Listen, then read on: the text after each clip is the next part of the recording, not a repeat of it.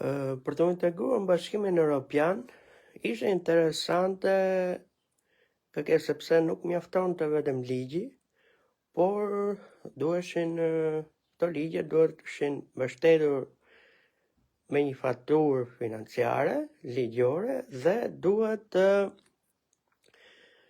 të shoqërohen me institucionet përkatëse që të kenë mundësi për të zbatuar këto ligje. Pra, gjithçka normale. Në qoftë se do të bëje kalkulime reale, cilën ne kemi kryer në shumë periudha kohore, rezulton që Shqipëria, pra çdo shqiptar, mund të plotësojë standardet e BE-s vetëm duke përdorur potencialin e dy qyteteve të rëndësishme të Shqipërisë, siç është Tirana dhe Fieri. Pra, qofse gjithçka sikur qytetet tjera mos ekzistonin fare, Shqipëria do të ishte me një standard BE-s vetëm duke shfrytzuar pra maksimalisht potencialet e dy qyteteve, siç është Tirana dhe Fieri. Siguria më e madhe arrijej ajo që ishte pjesa më esenciale, sikur këtyre dy qyteteve, pra Tiranës, Fierit, t'i bashkosh edhe Trepçën, pra që është pjesë e Kosovës, gjithë shqiptarët që ekzistojnë, madje edhe ato që janë në diasporë momentalisht, mund të krijonin një ekonomi shumë të lehtë të barabartë në Bashkimin Evropian. Pra shqiptarët mjafton këto dy qytete apo akoma më mirë këto 3 qendra ekonomike, të cilët mund ta bënin realizimin e integrimit në BE, pra për sa i përket kaveve në standardeve në çdo kohë.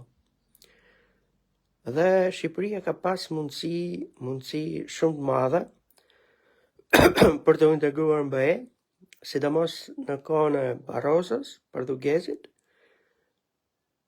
Edi Rama mere me certifikatet e Fierit, hap kutit, mbyll kutit. Po kështu u ka dandis edhe disa vite më vonë, dhe problemi kryesor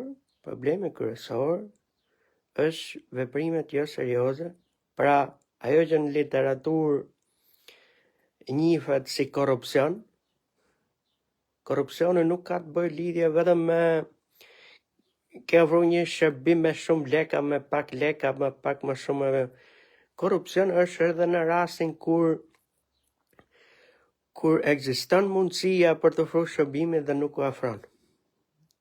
Pra, është edhe ky opsion i korrupsionit. Pra, prandaj është parlamenti që të flasësh në të dy rastet, edhe ku mungon shërbimi, edhe kur shërbimi që ofrohet ka probleme.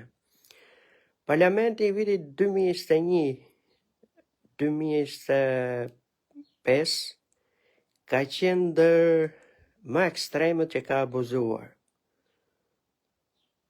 Dhe pothuajse ka pas të njëjtin brum për shumë vitesh, i ndarë dhe i përçar, asnjë diskutim serioz.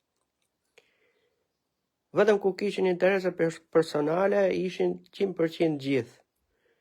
Për të pasuar pastaj në një legjislaturë të re, gjoja u integruan këto të rit, por u kthyer në një parlament me mec.